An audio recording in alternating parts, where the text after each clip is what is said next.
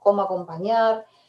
Y también aparecía esto de las dificultades en el relacionamiento intrafamiliar. En relación a los aspectos tecnológicos siguen apareciendo fallas en la conectividad, falta de dispositivos, padres preocupados por los excesos de pantalla, ¿no? En el uso de pantalla.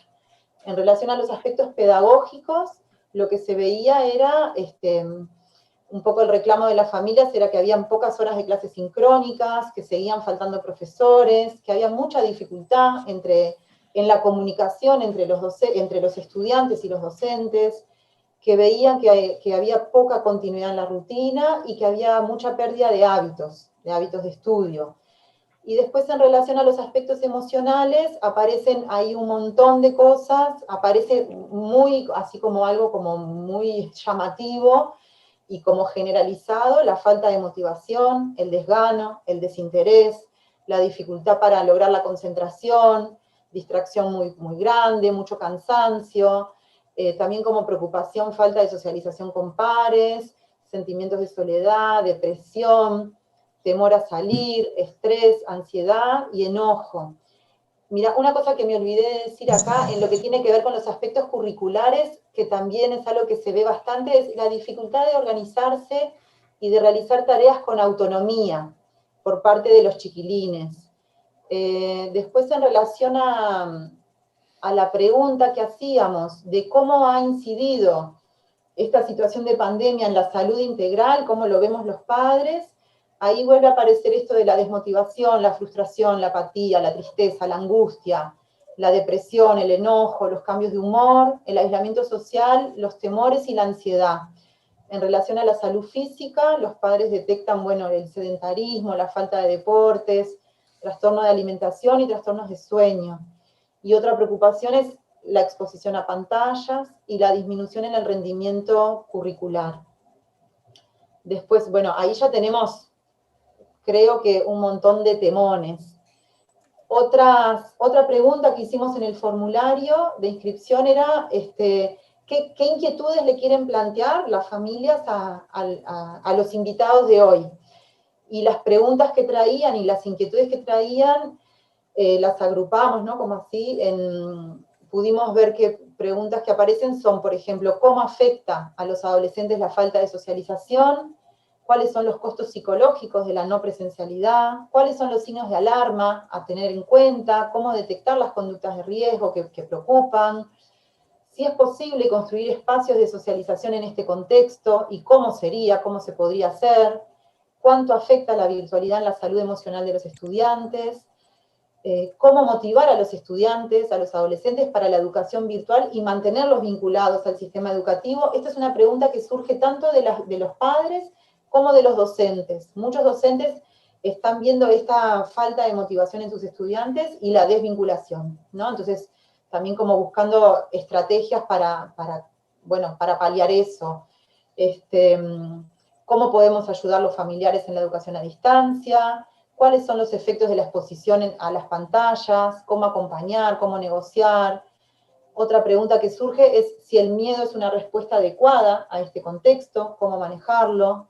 Y otra gran pregunta que surge mucho es esto de cómo transitar la inclusión en la virtualidad, ¿no? En esto de que en el colectivo hay muchas familias que tienen chiquilines con dificultades de aprendizaje, con trastorno del desarrollo. También los docentes lo traen como preocupación, esto de que realmente no tienen las herramientas y no saben cómo hacer para sostener a estos chiquilines dentro de la educación en la virtualidad.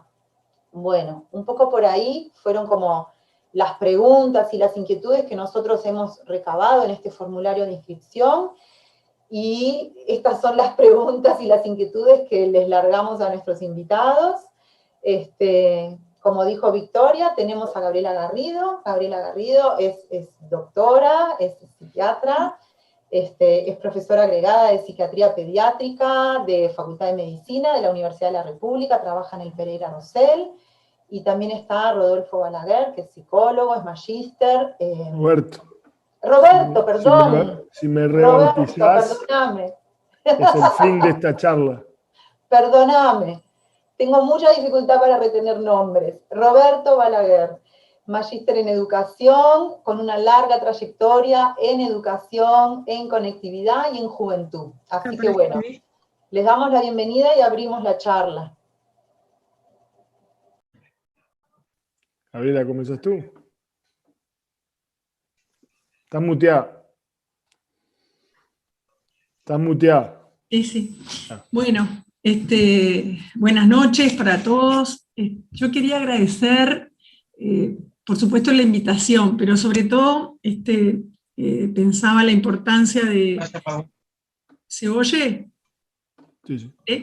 No, la importancia de que en estos contextos estas iniciativas de reunirse, de congregarse, de organizarse, me parece que ya es una primera respuesta a todas estas preguntas y a estas preocupaciones que tienen ustedes y que tenemos todos, ¿no? Porque, por supuesto que no va a resolver la urgencia de cada familia ni de cada adolescente, y va a haber que pensar otras estrategias. Pero me parece que mostrarle a nuestros hijos, digo, y en esto estamos todos en el mismo barco en este momento, bueno, que en situaciones de crisis como esta, digo, que nos agarró a todos en principio con sorpresa y después con mucha incertidumbre, podemos responder con algo, y con algo que tiene que ver con propuestas creativas, propuestas también que implican al otro, porque nada de esto de lo que ustedes están haciendo se puede hacer solo. Creo que, bueno, es de por sí un mensaje que quería resaltarles, ¿no? Porque, bueno, un poco la tendencia de todos es a quedarnos o a perder la capacidad de crear cosas. Esta es una de las preocupaciones que yo hoy siento más fuerte en relación a la adolescencia, ¿no? Después vamos a ir abriendo otras cosas, ¿no? Es esta imposibilidad de proyectarse en este momento, y de proyectarse en lo que fuere, ¿no?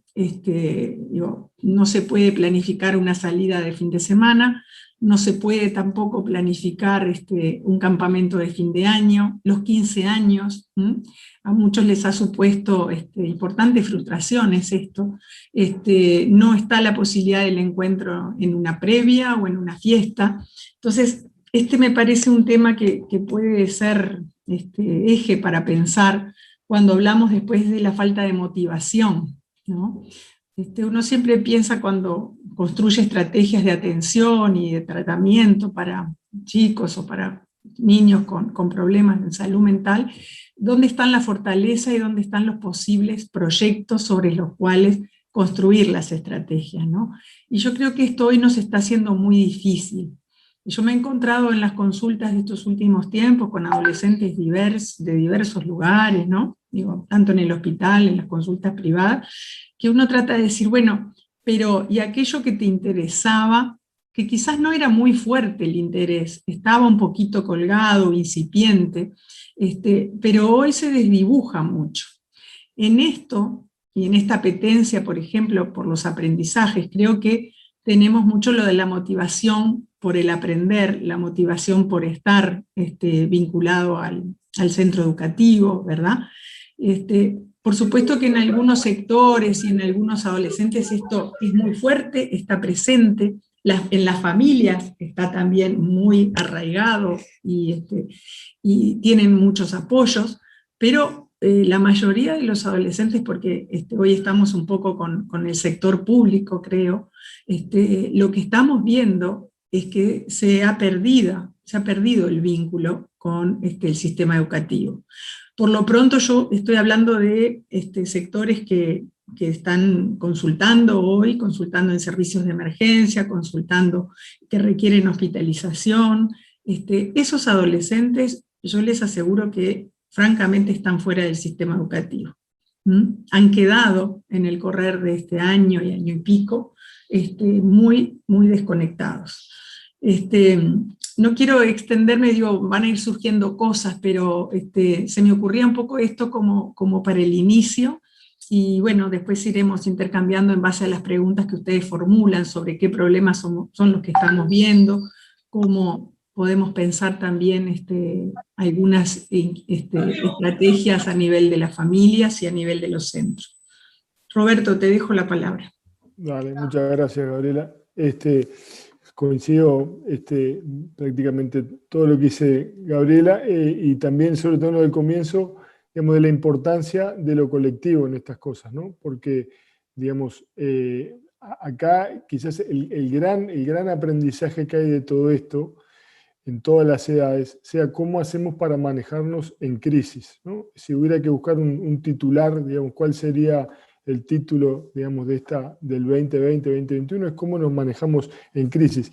Y eso, si uno se pone a pensar en perspectiva, no el ahora, no en donde estamos hoy, abril, casi mayo 2021, sino en perspectiva, puede llegar a ser un aprendizaje descomunal, ¿no? Un aprendizaje realmente de enorme importancia.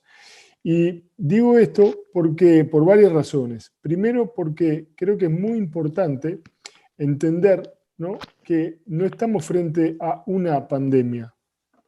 O sea, sí hay un virus, hay mutaciones, ¿no? Hay una suerte, digamos, de situación global, pero cómo nosotros enfrentemos esta situación, cómo la leamos, ¿no?, cómo la decodifiquemos, es un elemento fundamental para la resultante final. Es decir, no hay un micrófono abierto. Gracias. Eso es importante para la resultante final.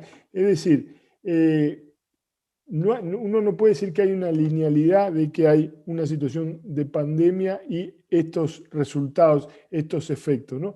En determinados contextos uno puede pensar, sí, que bueno, que obviamente suben los temores, sube la incertidumbre, suben, digamos, las emociones negativas. Pero la resultante depende en buena medida de cómo decodifiquemos y cómo nos paremos frente a esta situación, ¿no? Y ahí por lo pronto tenemos, a mi juicio, dos componentes esenciales. Uno es la institución educativa, ¿no?, y otro es la familia. Y acá de vuelta, ¿no?, tenemos reacciones muy variopintas, tenemos, digamos, toda la gama de reacciones posibles. Tenemos instituciones educativas que han sabido ser resilientes y han podido armarse y han podido rápidamente armar equipo, y subrayo la palabra armar equipo porque eso ha sido un elemento clave, ¿no?, tanto en las familias como en las instituciones, y han podido, frente a la misma pandemia,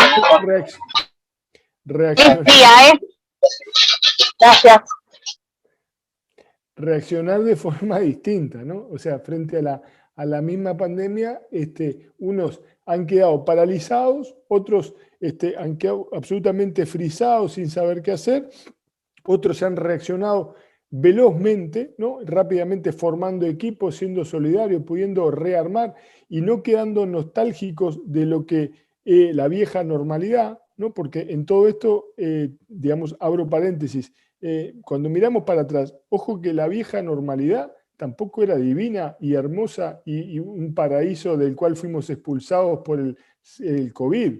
O sea, de ninguna manera. O sea, una cantidad de cosas ya estaban. Lo que hace la pandemia, de alguna forma, es hacernos subir a todos como un escaloncito, ¿no?, para bien y para mal. Los que estaban complicados, digamos, están un poco más complicados, los que estaban bastante complicados, están bastante más complicados, ¿no?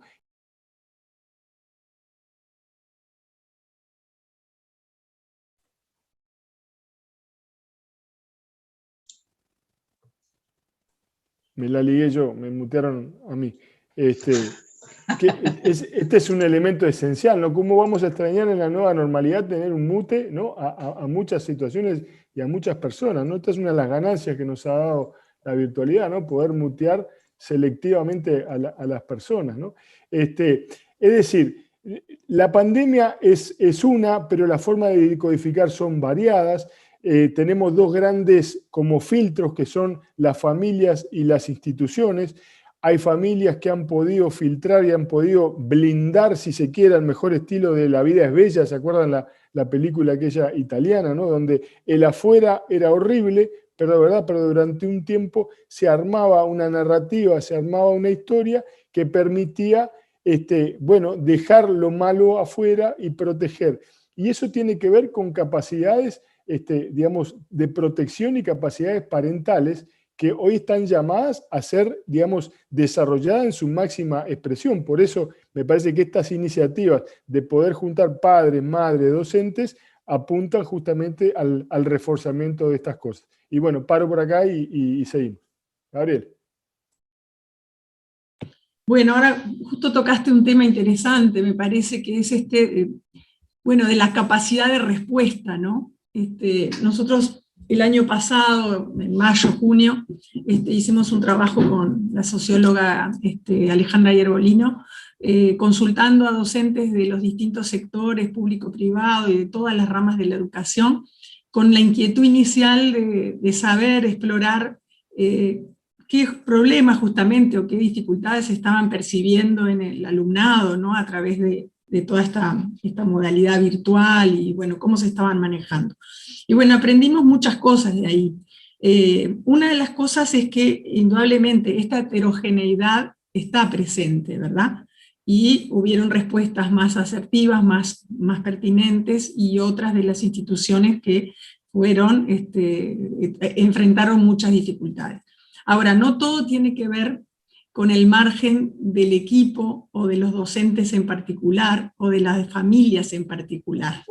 Hay variables del contexto, que estoy de acuerdo que ya estaban presentes, que en el contexto nuevo de la pandemia se agudizaron. O sea, una de las cosas que vimos agudizarse fue el aumento de la brecha entre aquellas cosas que pudieron hacer muchas instituciones con muchos recursos y otras instituciones que con excelentes voluntades y con buena disposición del equipo docente, las limitaciones excedían esas posibilidades. ¿A qué me refiero? Me refiero, por ejemplo, que vimos variables tales como bueno, la continuidad del personal en las instituciones, la presencia de un equipo directriz que gestiona y que alivia al personal docente en cuanto a lo que es el relacionamiento con las familias, a la toma de decisiones. Nosotros observamos, por ejemplo, que en las instituciones privadas la comunicación de aspectos administrativos, la comunicación y el intercambio con las familias quedaban a cargo, por ejemplo, del equipo de dirección y de los equipos técnicos. En tanto, las instituciones públicas, los docentes, tanto de primaria como de secundaria, tuvieron que hacerse cargo de una diversidad de tareas que no podemos obviarlas, digo. Es increíble, cuando yo les digo aprendí muchísimo de esas entrevistas, las herramientas que generaron, los apoyos solidarios, por ejemplo, de parte del personal que nunca había manejado herramientas informáticas. Y los más jóvenes armaban equipo y asesoraban a los más viejos como nosotros, ¿no? Con más dificultades. Estrategias de maestros y de profesores para lograr la conectividad, para lograr el encuentro con la familia. Pero esto implicaba visitas a las casas, llevar equipos, en tanto en otras instituciones no. ¿Por qué resalto esto? Porque indudablemente, cuando yo les decía hoy, esto que ustedes lograron muestra aspectos de salud mental fuerte, de poderse reunir, de ceder tiempo, de las demandas que todos tenemos para poder hacer estas cosas. Obviamente eso juega en las familias también, pero hay algunos contextos que dejan poco margen. Entonces creo que tenemos que estar atentos también a ese poco margen y no pensar que no existe, porque si no un poco desconocemos las dificultades que enfrentan los equipos docentes en muchos contextos, digo, no necesariamente solo en contextos económicos muy deficitados, sino en otros contextos también. Una de las cosas también que me enseñó ese trabajo, que la idea original que nosotros teníamos, que era explorar qué tipo de dificultades estaban encontrando en los niños, en los adolescentes, los docentes, a través de la virtualidad, el registro era bajísimo, ¿sí? En esos primeros meses, a través de estas entrevistas, nosotros no recogíamos problemas, por ejemplo, vinculados a esto que decimos había aumentado, la ansiedad, la depresión, el miedo frente a la problemática, ¿verdad? Los docentes no daban cuenta de eso, no podían darnos cuenta de eso. Entonces, primero nos frustramos, después discutiendo entre nosotros, pensábamos, bueno, ¿qué posibilidades hay de registrar estas cosas a través de estos recursos, ¿no? Donde la percepción de esas dificultades, sobre todo los componentes estos más internalizados de la depresión y la ansiedad, requieren de una cercanía con el otro. Requieren también de niveles de confianza y de conocimiento, y requieren de ciertas garantías de confidencialidad. Todo lo cual, de alguna forma, se vio comprometido en esta nueva modalidad de comunicación. Entonces, me parece que es un aprendizaje indirecto, pero que a nosotros nos hizo pensar mucho.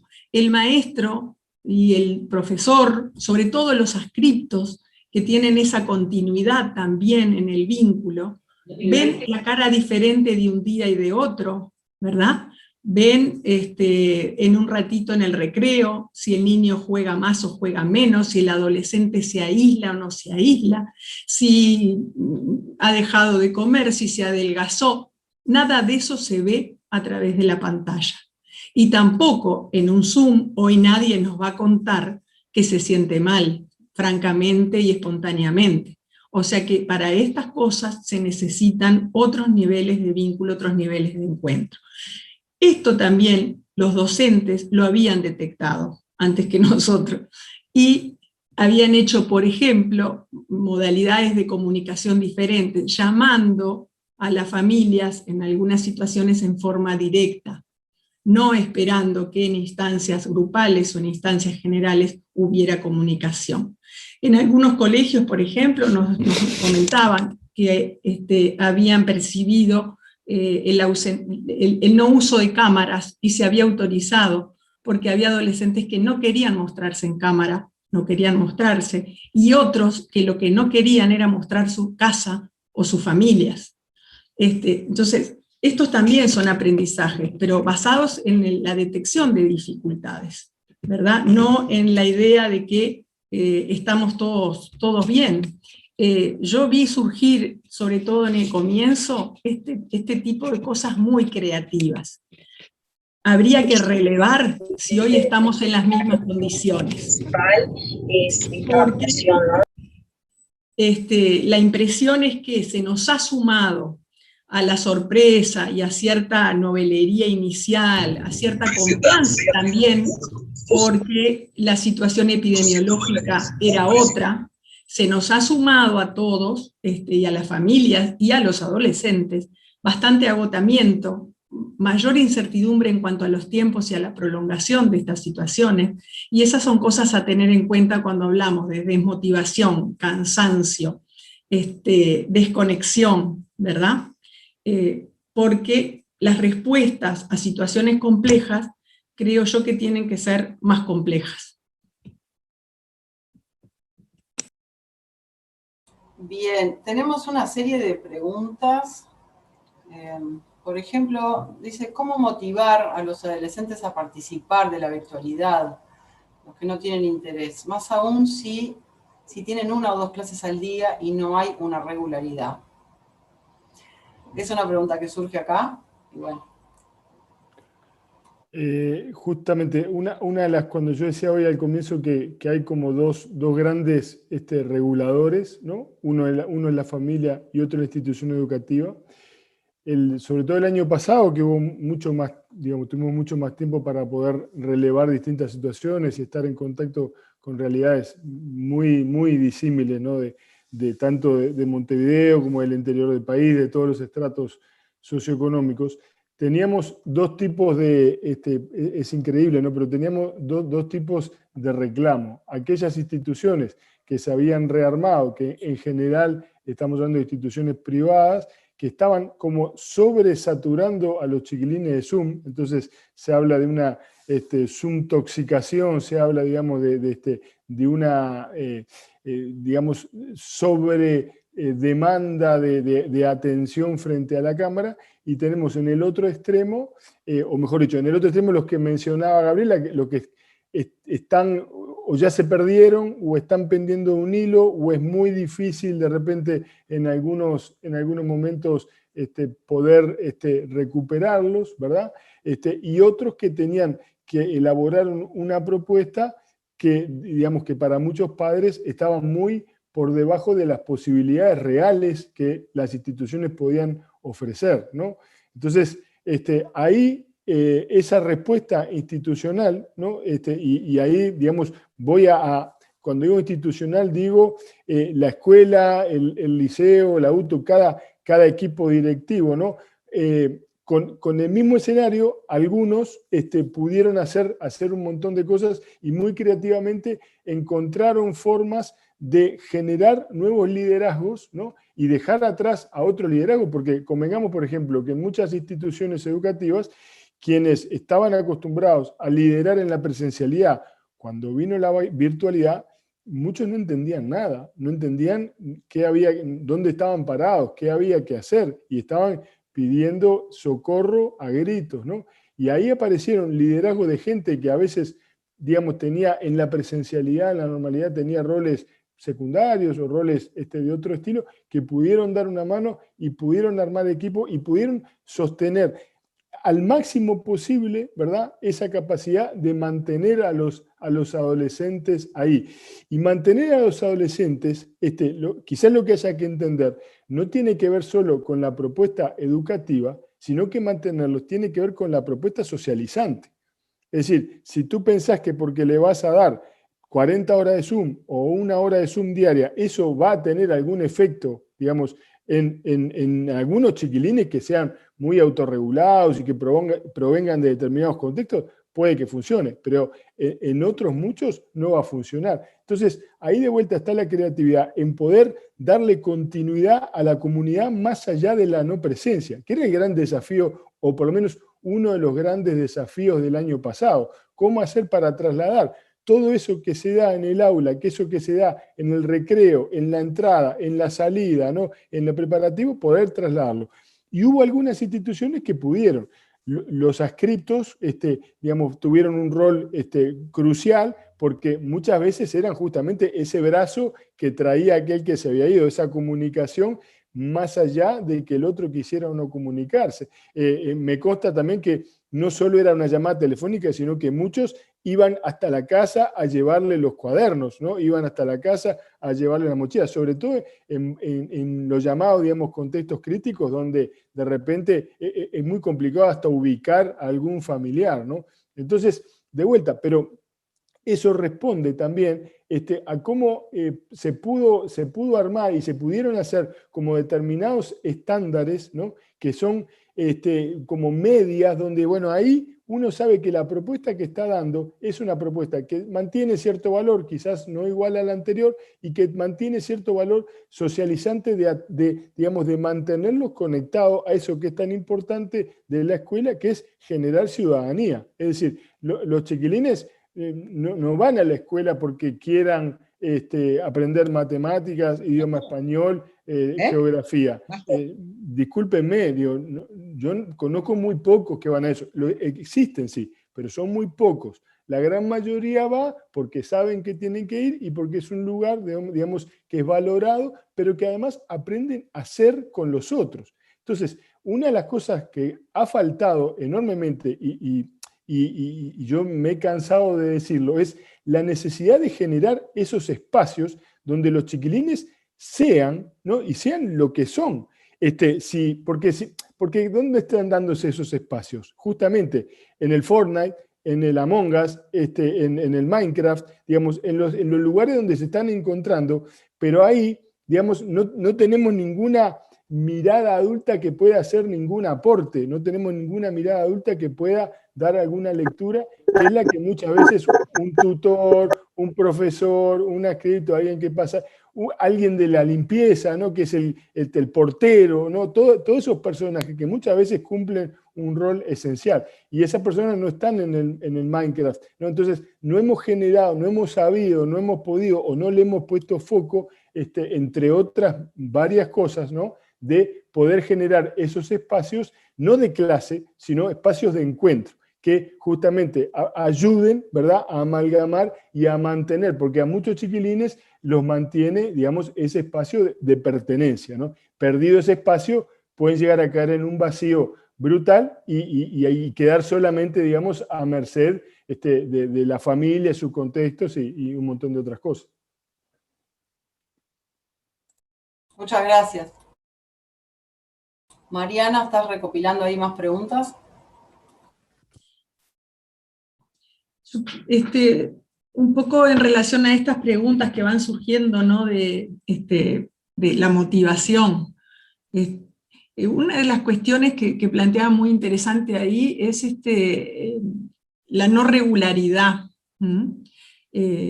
En todo, en la infancia, en la adultez y en la adolescencia más, la posibilidad de organizar las actividades del día, de poder organizar las actividades de la semana, es algo muy importante.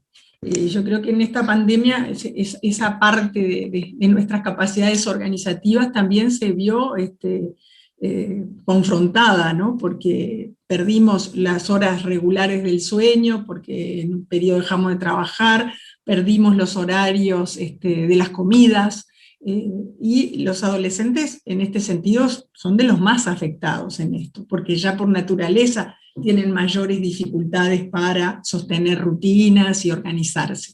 Entonces, que desde las instituciones a veces uno les pregunta, y bueno, ¿qué horarios tenés? No sé, porque todos los días son diferentes. O cuando hicimos todo el proceso de inicio de la presencialidad, ir una semana sí, una semana no saber qué tenés al otro día. Yo creo que todo eso conspira muchísimo con las posibilidades de organización personal y de organización de la familia también. La regulación de los tiempos es otro factor.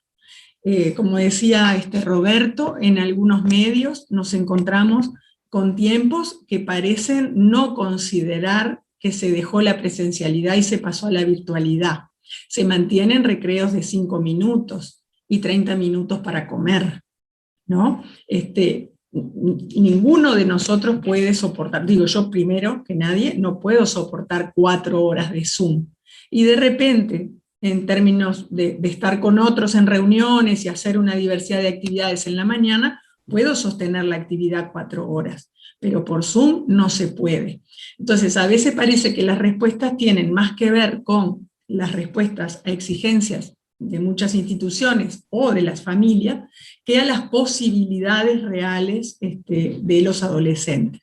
Cuando además sumamos una de las preguntas que ustedes hacían, que tenía que ver con la inclusión de adolescentes que tienen diversidad en sus aprendizajes, esto es mucho más complicado.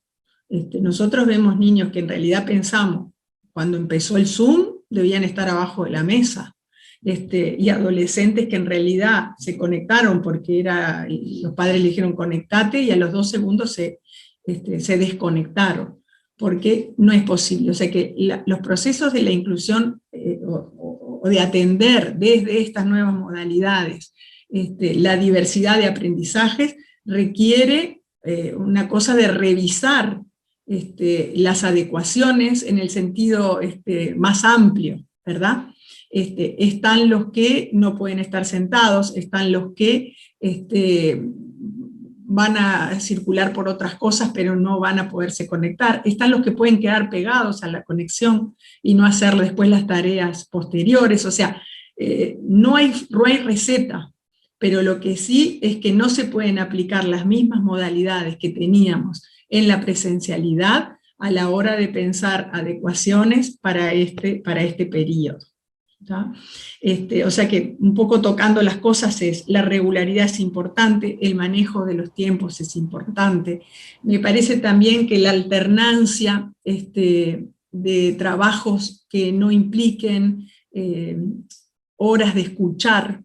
En los adolescentes también escuchamos que las clases se siguen dando muchas veces de la misma forma, no todos, digo esto que explicaba Roberto, digamos, encontramos recursos sumamente originales y pueden fracasar igual, pero también encontramos modalidades en las cuales se repiten clases, en las cuales el docente habla, y es impensable que lo sigan. O sea, podemos pensar que sí, que estamos recumpliendo, pero no es posible que lo sigan. Entonces, no sé, he visto funcionar modalidades y propuestas interesantes donde hay que presentar desde el lado de los estudiantes algún tema de su interés en la modalidad que les resulte más amigable y más familiar. Algunos pueden presentar un video, otros pueden presentar un PowerPoint, otros pueden presentar oralmente, de acuerdo a sus características y posibilidades. Entonces, creo que, bueno, nada más que ideas sueltas, porque en realidad lo que podemos hacer es una lluvia de ideas entre todos hoy, y después hacerle, digamos, como decimos muchas veces, un traje a medida a cada situación, a cada grupo, a cada institución y sobre todo a cada adolescente. Me parece que esto también está muy condicionado por los contextos, ¿no? Creo que tanto Roberto como yo mencionamos el perfil y el lugar de las cripto. Sin desmerecer, yo sé que además muchos de los profesores que hoy están participando son escritos también, pero es un poco el lugar del referente directo para los adolescentes, para las familias, y el nexo con el equipo docente y con el equipo de dirección. Una de las cosas que constatamos en el trabajo fue la desproporción del número de estudiantes adscriptos que hay en las instituciones privadas con respecto al número de estudiantes adscriptos que hay en las instituciones públicas. Entonces yo les diría, en un momento tan complicado y de crisis, una buena medida sería aumentar el número de adscriptos en todos los liceos públicos y de UTU del país. Yo creo que no es una medida extremadamente costosa, ¿verdad? Pero nos daría esa posibilidad de seguimiento, ¿quién hace las llamadas? Las llamadas las hacían los adscriptos, fundamentalmente. A veces con la colaboración de docentes y con una comunicación, pero todo este trabajo especial que hubo que hacer durante este año y pico, recargó muchísimo el trabajo de esos, que pueden ser también los profesores coordinadores, pero esos lugares de articulación y de coordinación. En algunas instituciones privadas nos encontrábamos con 2 adscriptos por nivel, o sea que para primer año había 2 adscriptos, para segundo año había 2 adscriptos. En instituciones públicas, en liceos públicos, en el área metropolitana, por ejemplo, tenían un adscripto por turno o por piso, ¿verdad? O sea que todo el turno estaba a cargo de 1 o 2 adscriptos. Entonces, claro, la creatividad tiene márgenes, es muy importante, y podemos tener los mejores recursos económicos y edilicios y de acceso a tecnología, y si no está la creatividad, si no está la disposición, si no está el amor por el trabajo y las ganas de estar ahí, no vamos a lograr nada. Pero tampoco podemos pensar que con buenas voluntades se puede hacer frente a la complejidad que tiene esta realidad nuestra de este momento. Y lo que decía Roberto también es cierto, cosas que ya estaban, porque nosotros ya sabíamos desde los informes, por ejemplo, del 2008 de la ENIA, sobre cuáles eran los problemas más prevalentes en la infancia y en la adolescencia. Sabíamos que los problemas de aprendizaje, los problemas vinculados a la salud mental y a la violencia, ¿verdad? Y a todo lo que tiene que ver con la salud sexual y reproductiva, eran las cosas prevalentes en el país. Y habíamos abandonado otros problemas de salud que teníamos en otros momentos, porque se habían superado, porque teníamos recursos para enfrentarlos. La pandemia lo que hace es ponerle una lupa a todo esto y mostrarnos que esto existe y que esto se agrava, y se agrava en forma diferencial según la situación previa que tenía cada uno de los sectores. Y bueno, el sector público indudablemente nos mostró esa gran brecha que venían ya enfrentando. el cierre educativo, porque no están solos en esto. Se cerraron las consultas, muchas de las consultas de control pediátrico, todo lo que vamos diciendo cuando vamos a la franja de adolescentes ya estaba más complicada, porque el control pediátrico lo tenemos bien estipulado, sabemos quién lo hace y sabemos cuándo se hace.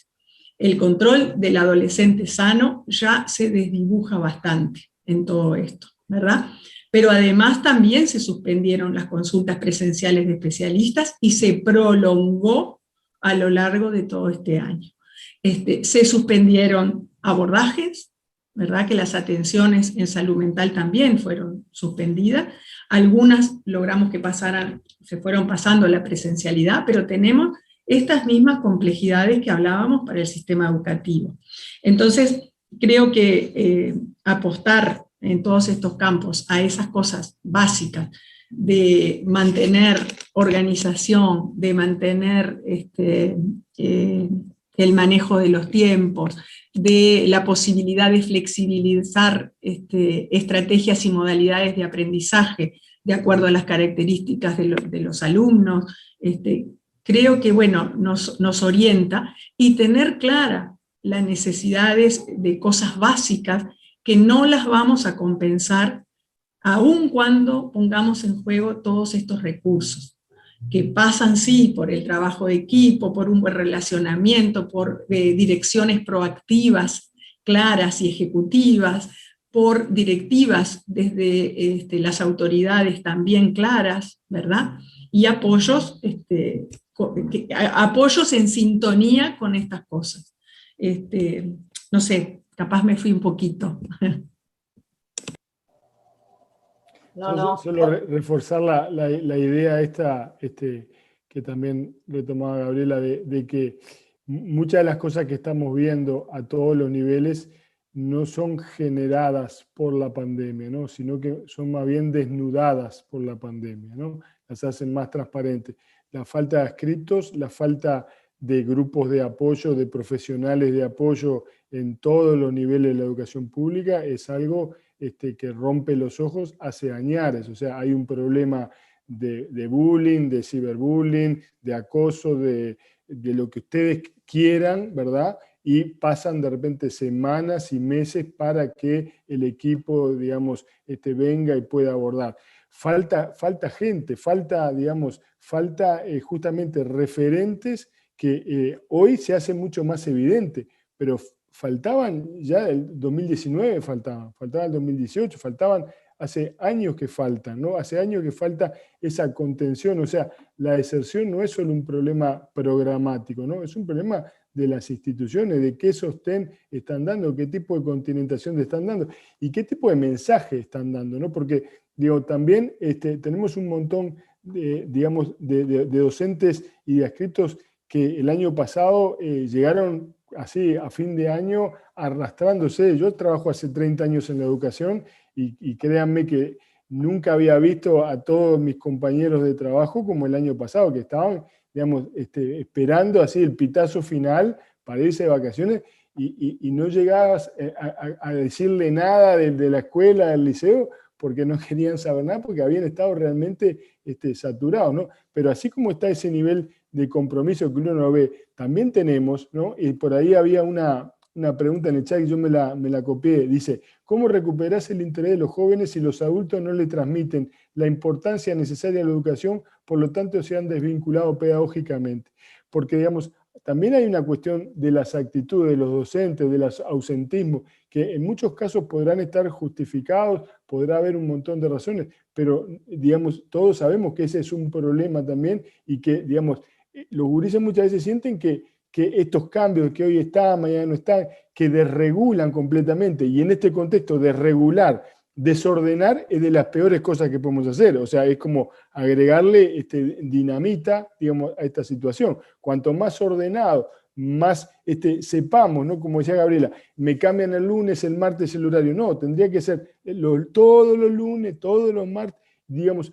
Si eso se puede hacer en la presencialidad, ¿por qué no se puede hacer en la virtualidad? Hay preguntas que tenemos que formular, ¿no? Pero muy abiertamente y muy claramente, que son de facilísima respuesta, ¿no? Pero que no se formulan a veces, ¿no? Y damos por sentado que cada institución, pero ¿cómo? Y cuando volvamos a la presencialidad, ¿qué va a pasar? ¿Qué se necesita? ¿Un espacio? Bueno, ese espacio se puede proveer. ¿Qué se necesita? Conectividad.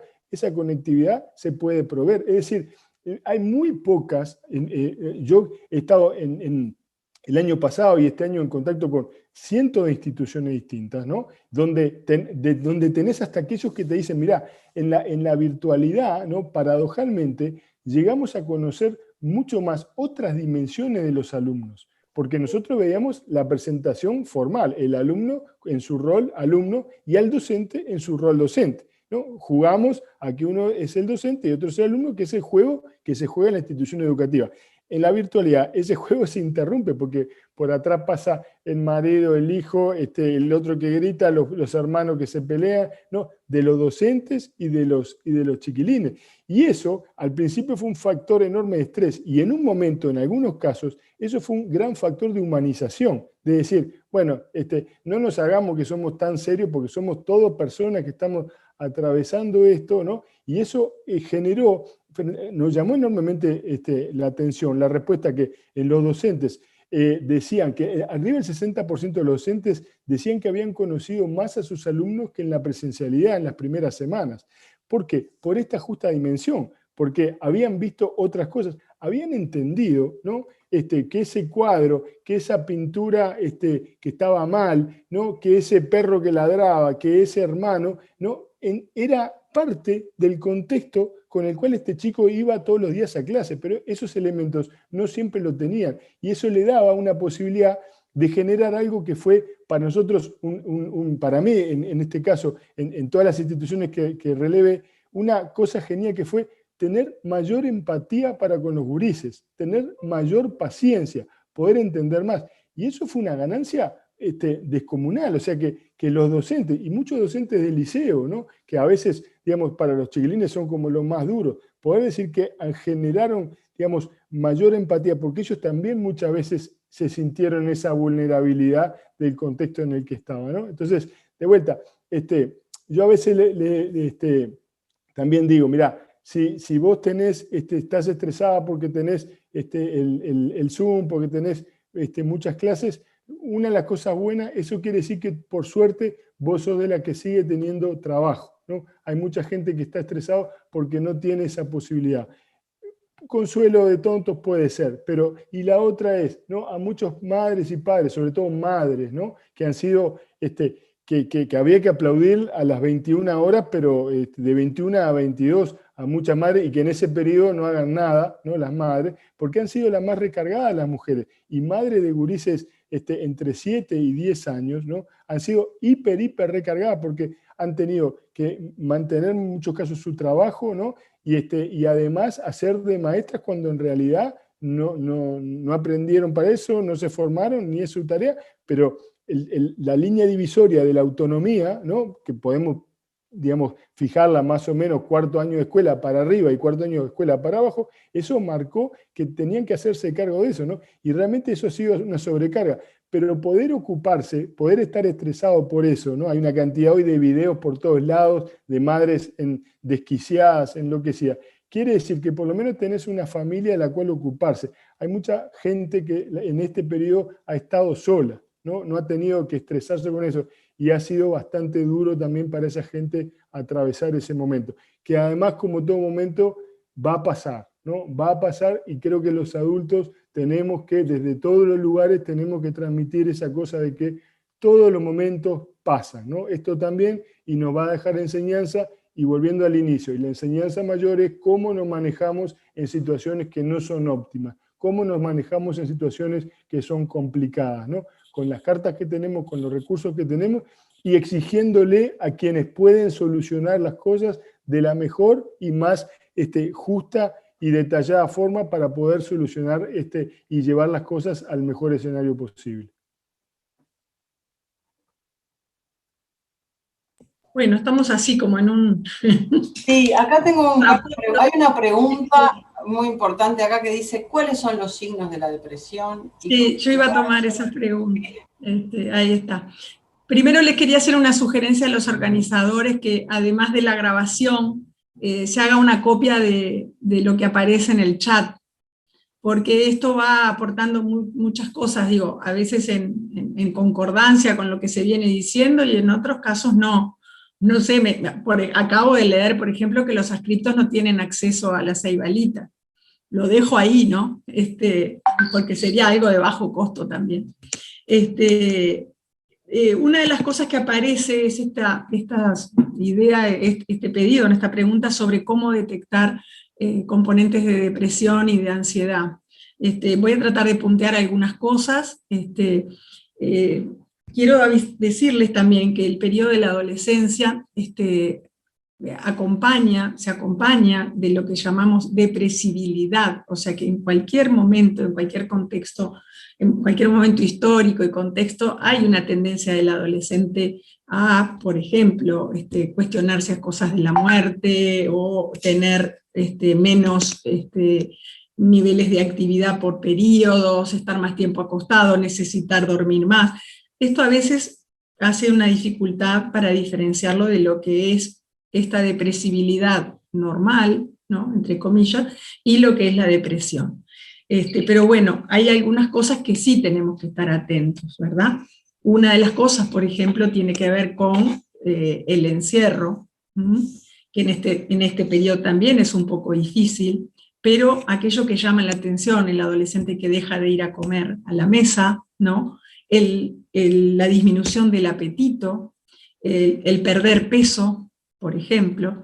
Con respecto al sueño, también, una cosa es la inversión de las horas de sueño, donde nos acostamos más tarde y nos levantamos más tarde, que es una cosa también frecuente en la adolescencia y que en el contexto de pandemia aumentó en todos, en general en todas las personas. Y otra cosa es la disminución de las horas de sueño, ¿sí? No me puedo dormir, paso la madrugada queriendo dormir y no puedo dormir, pero además me despierto durante la noche, o me despierto con preocupaciones excesivas. Eso puede tener que ver tanto con aspectos del humor, o sea, del humor en menos, de la depresión, como elementos de ansiedad, ¿tá? También la expresión del malestar, ¿sí? Porque puede haber adolescentes que no mencionen, pero en general los adolescentes tienen posibilidades de verbalizar, en algunos contextos y en algunas familias más que en otras, decir que se sienten tristes, ¿verdad?, que no tiene sentido la vida, o que han pensado, por ejemplo, en que sería mejor estar muerto, y un paso más allá, han pensado cómo quitarse la vida. Esto puede ser dicho, o puede también ser ocultado y expresado de otra forma, ¿verdad? A veces a través, por ejemplo, de alguna comunicación con alguno de los familiares, en el contexto de un enojo, por ejemplo, también puede aparecer. Si bien podemos después analizar y decir, bueno, esto tiene más o menos gravedad, siempre son verbalizaciones a tener en cuenta. No podemos a priori descartarlas y decir, bueno, son cosas de chiquilín, ¿tá? Es a tenerlas en cuenta. También puede pasar, observar que el adolescente ha empezado a provocarse algunas lesiones.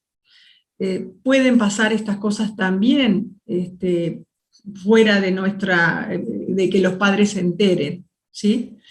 Pero bueno, en estas convivencias más prolongadas y con más posibilidades de estar un tiempo mayor juntos, pueden surgir estas cosas. También esas son elementos de alerta y que deberían motivar consultas con profesionales de la salud mental. ¿Tá? Primero, en el acceso más fácil, el pediatra, el médico general, ¿verdad? Pero son cosas que hay que consultarlas. También puede ser la expresión de una excesiva preocupación. Tenemos algunos chicos, algunos adolescentes, algunos que ya tenían dificultades, otros que no tenían, con una excesiva preocupación, por ejemplo, por todo lo que es la información vinculada a la pandemia, ¿verdad? El exceso de preocupación por enfermar ellos y por la enfermedad de otros. todos la tenemos un poquito, todos la pueden tener un poquito, todo esto está en la intensidad, en la frecuencia en que aparecen referidas y en cómo limitan, por ejemplo, otras actividades. No salgo porque tengo un miedo excesivo, pero no salgo a hacer un mandado, o no salgo a una instancia que mis padres me habilitan para encontrarme con 1 o 2 amigos en un parque, cosa que es posible, ¿verdad? A veces los adolescentes están mostrando medidas más allá de esas cosas. O sea, prefiero quedarme en casa porque estoy más seguro, independientemente además de que tenemos todo este campo del uso de las pantallas que Roberto después seguramente va a desarrollar más. Pero entonces, un poco estas cosas básicas, ¿no? Conductas de alimentación y sueño, la actividad, o sea, una pasividad excesiva a lo que era habitual, el abandono de conductas de higiene que el adolescente ya tenía. No es que no me quiero bañar porque no te van a bañarme como nos pasa con todos los hijos, ¿no? En algún momento. No, es decir, dejó de lavarse las manos, de peinarse, tiene un descuido total por su aspecto, no se interesa en absoluto por la coquetería, porque tenemos muchas adolescentes y adolescentes también que están en este contexto, pero bueno, surge que igual se levantan, se bañan, se pintan o se arreglan, y bueno, o sea, el descuido personal es algo que también nos tiene que preocupar. El desinterés por la conexión con amigos o con conocidos, ¿sí? O con compañeros de clase. Ahí tenemos de todo, de los que ya estaban desvinculados antes y ahora están más desvinculados, los que eran muy amistosos y ahora están con poco interés. Esto, por ejemplo, es muy complicado para los que inician ciclo, el tema de la desvinculación. Por ahí preguntaban algunas mamás que iniciaron primer año, esto nos pasa lo mismo en primaria, pero es peor en secundaria, y el cambio de ciclo cuando empiezan 4º año en un nuevo liceo, por ejemplo. Es otra diferencia con las instituciones privadas que tienen una continuidad mayor, ¿sí? Que tenían un conocimiento los mismos compañeros y pasaron al liceo. Para los chicos que empiezan primer año en los liceos públicos o en UTU, todo es nuevo. Y los tiempos, tanto en el 20 como en el 21, no fueron suficientes para establecer vínculos. Pero más allá de eso, cuando estamos hablando, por ejemplo, de que un chico puede tener una depresión, estar acusando una depresión, está que el desinterés en conectarse por WhatsApp o por cualquiera de las redes con amigos que tenía previamente, o con primos, o con familia, de acuerdo a las características de cada uno. O sea que la retracción social, el retraimiento social es otro elemento a tener en cuenta también. No me quiero extender porque pueden haber muchas otras cosas. Acá hay otra pregunta que aparece por ahí, es el tema del abuso sexual y del maltrato infantil.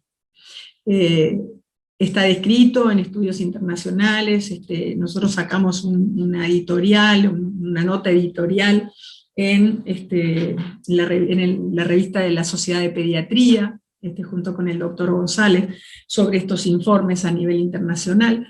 ¿Y qué vimos nosotros a nivel, por ejemplo, de las conductas hospitalarias? Bueno, las consultas hospitalarias, ya sea a través de la emergencia pediátrica o de la hospitalización en salas de pediatría, vimos en los meses de mayor confinamiento, de abril, mayo, por ejemplo, del año pasado, un descenso franco de las consultas, ¿verdad? Un 50% de la población hospitalizada que teníamos en años anteriores. Sin embargo, algunas consultas, por ejemplo, las de abuso sexual, se mantuvieron en términos absolutos. Y después de la presencialidad, las consultas por violencia, incluido el abuso, hicieron un pico, ¿tá? Tuvieron un pico. Esto nos muestra dos cosas: que hay situaciones graves que se siguieron dando, que las situaciones de violencia también ya las teníamos, no vamos a negar eso en absoluto, pero la pandemia les puso una lupa grande, ¿verdad? Y incrementó factores de riesgo en el contexto que las hicieron más presentes. De hecho, también este aumento posterior cuando empieza la presencialidad, nos muestra esa capacidad de captación y de detección que tienen los centros educativos en torno a las situaciones de violencia intrafamiliar. ¿Tá? Así que les cuento desde los números un poco cómo se pueden visualizar estas cosas. Al principio, bueno, los periodistas nos llamaban para decirme, bueno, ¿qué datos tienen? ¿Qué estadísticas tienen? ¿Se aumenta esto? ¿Se aumenta aquello? ¿Se aumentaron los suicidios? Hay cosas que no se pueden saber de inmediato, ni tiene mayor sentido un número, ¿verdad? Pero sí tiene sentido cuando ya vamos teniendo series a lo largo de un año, a lo largo de 2 años, ¿verdad?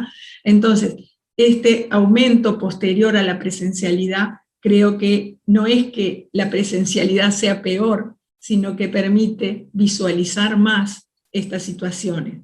Y lo uno con lo que les decía hoy, que el estar presente, el educador con el estudiante, el contacto con la familia, aumenta mucho la posibilidad de conocer y de poder detectar todas estas situaciones.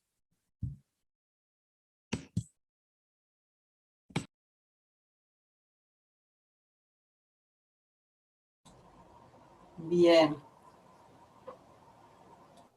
No, hay algunas preguntas en relación justamente al tema de las pantallas, de la conectividad, de cómo favorecer la socialización en esta modalidad de pantallas, pero cuidando la exposición a las pantallas, ¿no? ¿Qué pasa ahí? ¿Cómo pensar eso?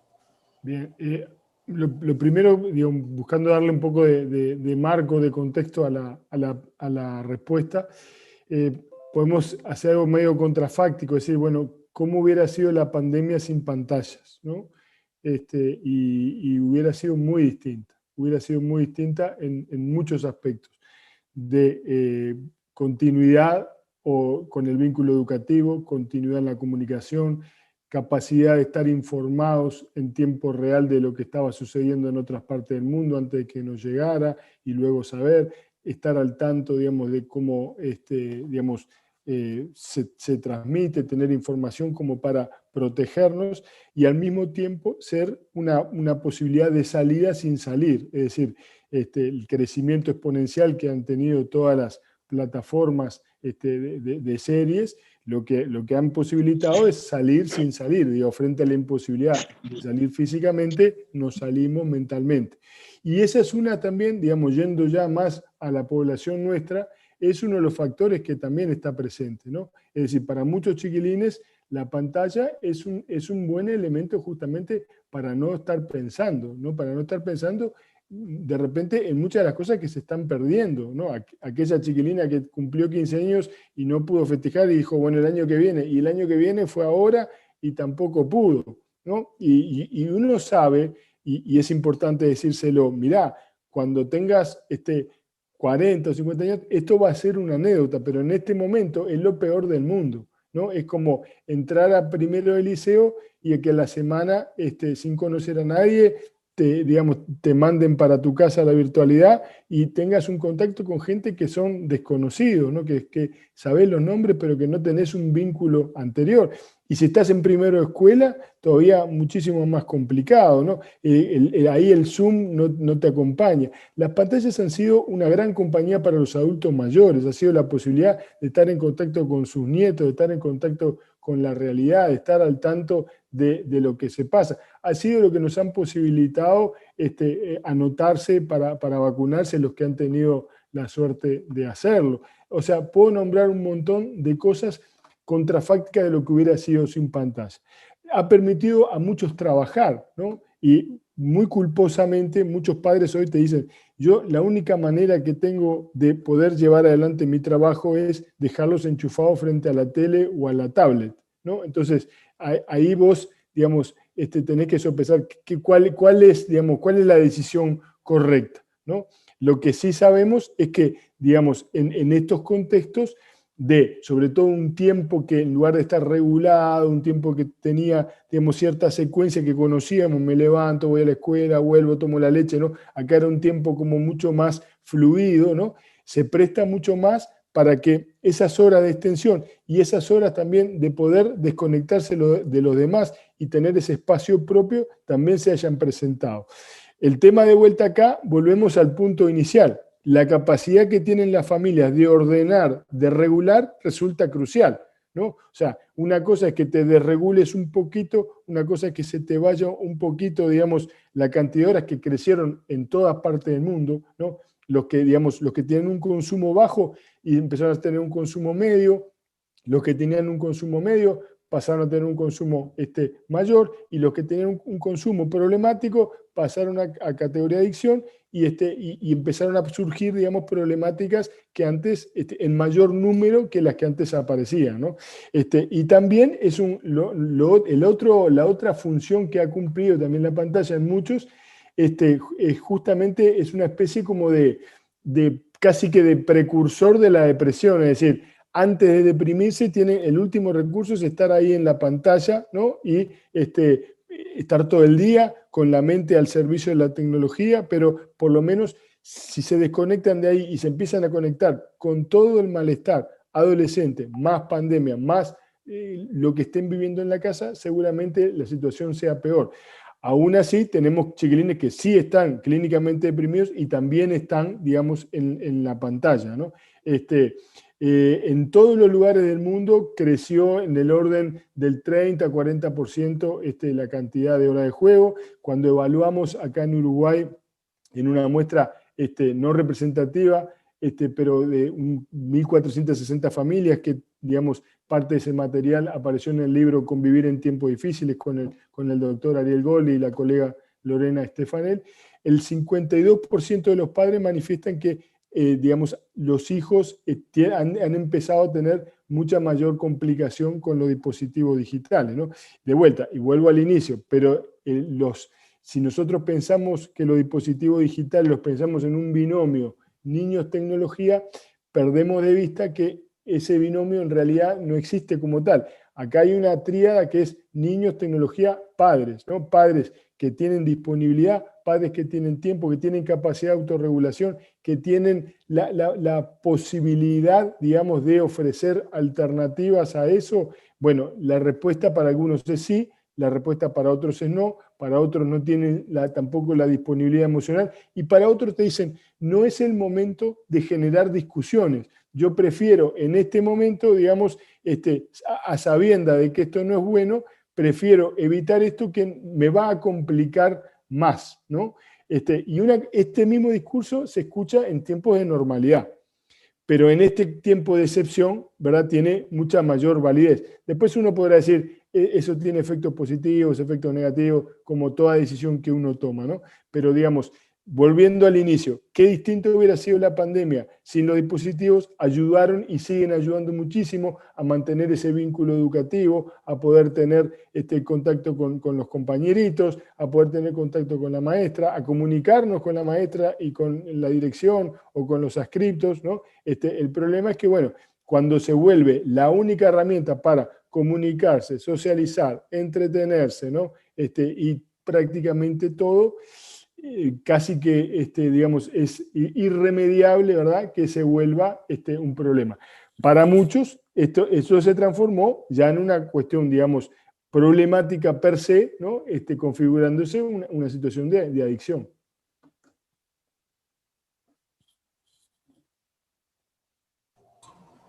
¿Nos quedan 10 minutitos nada más? Sí. ¿Cuánto? Bien. ¿Cuánto nos queda? 10. 10. No, quería hacer mención, obviamente este tema es súper importante, pero quería hacer mención porque hoy había habido unas preguntas sobre aquellos adolescentes, ¿no?, que a su vez tienen alguna dificultad previa, por ahí vinculaban algunos problemas en el desarrollo. Bueno, este es un tema que, por ejemplo, lo que tiene que ver con los trastornos del espectro del autismo, a mí me convoca porque trabajo específicamente en ello, pero además porque es una población que he sabido que se podía afectar mayormente. Entonces hicimos un trabajo que va a salir publicado, espero, en los próximos meses, sobre el impacto en las familias y en las personas con TEA de este periodo.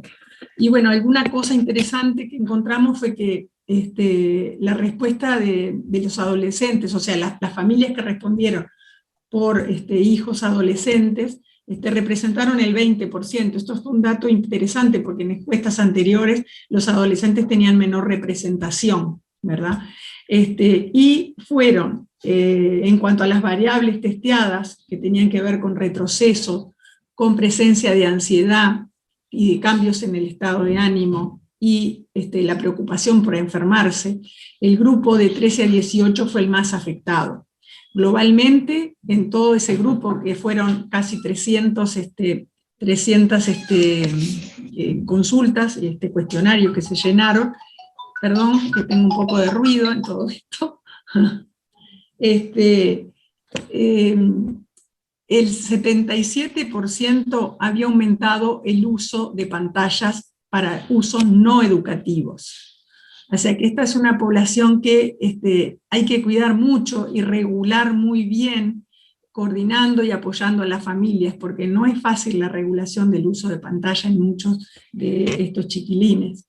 Y por otro lado, el 80% refirió retrocesos, ¿no? No es que esté asociado, o no lo pudimos establecer nosotros, asociado con el uso de pantalla, pero el 80% manifestó algún nivel de retroceso. En ese grupo, los que más retroceso señalaban eran también los adolescentes. Lo mismo en lo que tenía que ver con la aparición de conductas externalizadas, como conductas agresivas y como deambulación, y en ansiedad y en la preocupación a enfermarse también. O sea que esto no se puede generalizar, esto tiene que ver con una población específica, pero por lo menos transmitirles cómo esto repercute. O sea que son cosas que tenemos a su vez que considerar cuando hoy nos preguntaban cómo hacemos para, desde estas nuevas modalidades, pensar en considerar la adecuación o las posibilidades para chiquilines que tienen estas características en sus aprendizajes y en su modalidad también de funcionar y de aprender. El caos de tener un día sí y un día no, y eso es caótico para una persona dentro del espectro del autismo. También es cierto que en una minoría, yo qué sé, menos del 10%, refirieron alguna mejoría. Y yo esto lo pensaba un poco con algunas de las cosas que decía Roberto. Por supuesto, hay algunas personas, algunas familias que hemos encontrado, yo qué sé, en este contexto, buenas cosas y podemos referirlas. Niños, por ejemplo, que con mayor presencia de los padres, quizás con menor exigencia en cuanto a la diversidad de tratamientos, pudieron tener algún avance en este periodo. Les quiero decir que fueron muy poquitos, o sea, lo que puede ser una verdad para el caso o para algunos casos, no siempre es la verdad para la población, por lo tanto no se puede generalizar. Y lo que es verdad para la población no es aplicable a todos los casos. Eso, yo insisto mucho con eso porque si no a veces terminamos en confrontaciones. Y no, el que dice que está mejor, es verdad. Ahora, cuando vamos a ver cuántos están mejor, son muy poquitos. ¿Tá? Creo que vamos a tener que ir cerrando por lo que me comentaban, así que te doy la palabra, Roberto. No, sí, simplemente digo, a modo de cierre, y un poco en esto, que tú hablabas de esa población, hay poblaciones específicas que evidentemente en determinados momentos digamos, lo sufren más, ese caso es bien claro el que tú mencionabas, ¿no? Pero también hay un aspecto que me parece que está bueno también resaltar, porque realmente por lo menos en muchas de las evaluaciones que yo hemos realizado, lo observamos, ¿no? Y hay, digamos, si bien hay muchos, nosotros estamos acá reunidos para ver cuáles son las dificultades, si es entendible que pongamos el acento en las dificultades. No quiero dejar de mencionar, sin por eso parecer un ingenuo optimista, ¿no? Pero que también mucha gente ha logrado a grandes aprendizajes de esto, ¿no? Quizás dolorosos, quizás con momentos de enorme incertidumbre, pero que han logrado generar grandes aprendizajes de enorme valor positivo, ¿no? las palabras que más aparecen en las narrativas de la gente es más, tiempo, compartir, espacio, paciencia. ¿Qué quiere decir? Que esto, digamos, las familias que estaban más o menos bien, muchas pudieron hacer mucho con esto, ¿no? Y seguramente muchos gurises chiquitos han tenido más horas padre y más horas madre que lo que hubieran tenido capaz que en muchos años de la vieja normalidad, ¿no? Hoy me decían en un grupo de docentes, todos nos preguntan cómo está, y bueno, vamos ahí para ir tirando, ¿no? Y muchos otros decían, yo en realidad no quiero volver a la vieja normalidad, porque no era tan buena como a veces nos la pintan o como a veces la recordamos. La vieja normalidad, ¿no?, tenía un montón de falencias que se descubrieron y se desnudaron con la pandemia. Y tiene un montón de lugares donde mucha gente no quiere volver. Más de la mitad de las familias que nosotros encuestamos, que aparecieron en ese libro que mencioné, Convivir en tiempos difíciles, de Editorial Planeta, con el doctor Gold y la colega Lorena Estefanel, los tres hicimos ese relevamiento, y mucha gente, más de la mitad de las personas, lograron cambios positivos con sus hijos, lograron cambios que no quieren que se modifiquen, ¿no? Lograron cambios que han fortalecido y que son buenos aprendizajes. Y hoy en este grupo docente decían, muchos de los docentes, a pesar del cansancio, porque una cosa es cansancio y otra cosa es estrés, ¿no? Son dos cosas que tenemos que diferenciar, a veces las mezclamos. Estoy agotado, bueno, sí, pero si te gusta y estás agotado es un cansancio lindo. Nosotros ahora, calculo yo, todo lo que estamos acá, que empezamos tempranísimo, 8:30 de la noche, debemos estar muy cansados, pero estamos haciendo algo que nos gusta, que nos, digamos, nos reconforta hacerlo, entonces vamos a terminar cansados, pero no vamos a terminar estresados, ¿no? Por lo menos de esta charla, quizás de lo anterior a las 7 de la tarde, bueno, cada uno sabrá, ¿no? Pero quiero resaltar eso, porque también los estados emocionales son contagiosos, ¿no? Los estados emocionales son contagiosos y tenemos que rescatar que hay cosas buenas y hay cosas que, digamos, a veces una sonrisa, ¿no? Un buen día, un buen comienzo de la jornada, te marcan, ¿no? Cosas tan chiquitas como eso, así como un golpe también te marca una cachetada o un insulto, ¿no? También las cosas buenas. Y me parece que está bueno también en estos contextos poder recuperar alguna de esas cosas, que la gente no tenga miedo de decir, yo la verdad que en la pandemia en muchos aspectos la pasé mejor que antes, ¿no? Y esa parece ser una frase prohibida, ¿no? Porque obviamente estás hablando de muertos, estás hablando de gente que está sufriendo, estás hablando de gente que perdió el trabajo.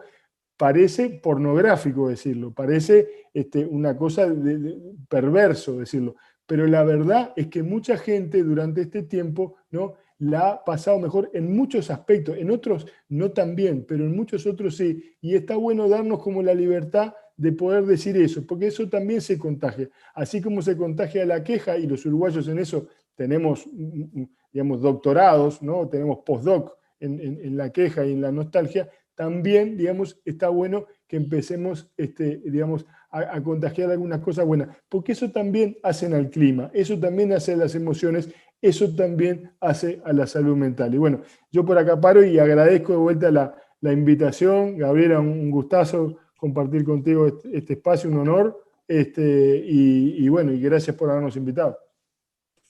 Bueno, yo vuelvo al comienzo, felicitar a todos aquellos que se dieron el tiempo y el lugar para organizarse. También en nuestros trabajos explorando familias en contextos de autismo, vimos que aquellas familias que tenían la posibilidad de estar asociadas o vinculadas a otras familias, tenían mejores indicadores de calidad de vida. Este fue un estudio anterior. O sea que el hecho de que ustedes hoy estén agrupados, que hayan convocado a otros, y que esto se transforme en una red, que en este caso, por suerte, y en eso sí la virtualidad nos ha dado muchísimos recursos, creo que eso ya es algo muy creativo y positivo, y que va a perdurar luego de todo esto, ¿no? Contarte también, Roberto, que positivamente yo querría volver a la cuarentena absoluta, porque durante la cuarentena absoluta pude hacer un canal de YouTube y aprender a ser youtuber, y ahora tengo un canal de cuentos, ¿tá? Que se llama Abuela, contame un cuento, por las dudas que se vean en aprietos algunas abuelas que estén por acá y entretengan a sus niños. Pero ahora ya con este estado nuevo, de este nuevo año, estoy peor que en la cuarentena total. Bueno, así que muchísimas gracias, y bueno, ahí veo cantidad de cosas, por eso me parece que la riqueza de los WhatsApp, de los chats que mandaron, es muy buena. Buenas noches para todos y buen 1 de mayo. Igualmente. Bueno, Gracias, cerramos igualmente. por acá, profundamente agradecidos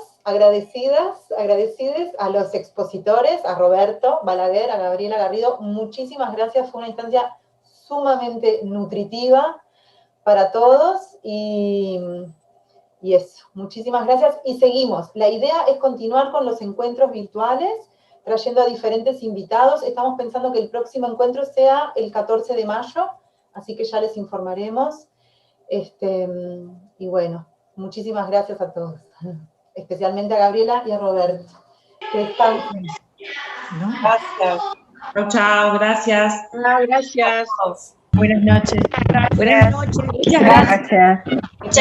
Gracias. Gracias. Chao, chao, gracias. Gracias. Feliz día a todos mañana.